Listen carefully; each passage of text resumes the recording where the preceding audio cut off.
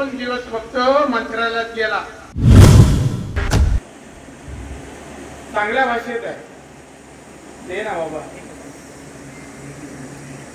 लोक म्हणते राणीचा तू एवढा लेट करता.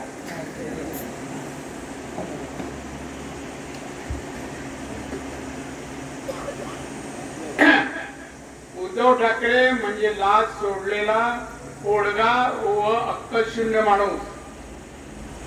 माननीय अमितजी शाह मातोश्रीवर जाऊन 5 वर्षे झाले तरी त्यावेळेची घटनेबद्दल लोकांची दिशाभूल करण्याचे काम उद्धव ठाकरे करीत आहेत.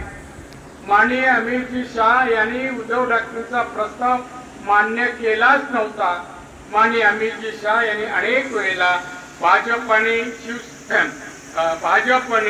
शिवसेनेला 2.5 वर्षाची मान्यता दिली नव्हती.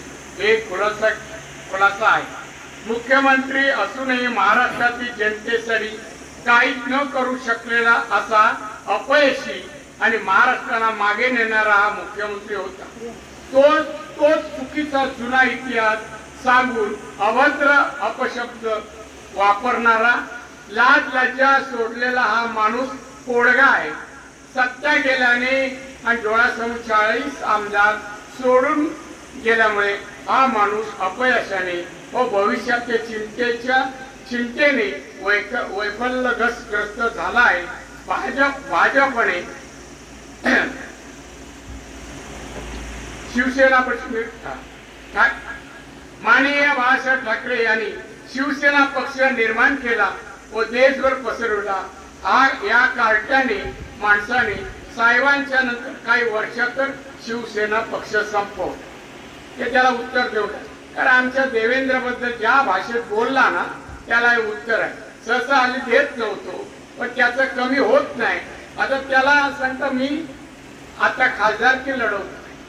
तू आता येतो इकडे ये आणि असे शब्द सिंधुदुर्गात बोलून दाखव. मग परत जायचा रस्ता कुठून जातो तुम्ही दाखव.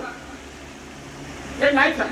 आमचे नेते माननीय मोदीजी असो, माननीय अमित शाह असो, देवेंद्र फडणवीस असो, आमचे नेते तुझ्यासारखं सगळं सोडलं नाही.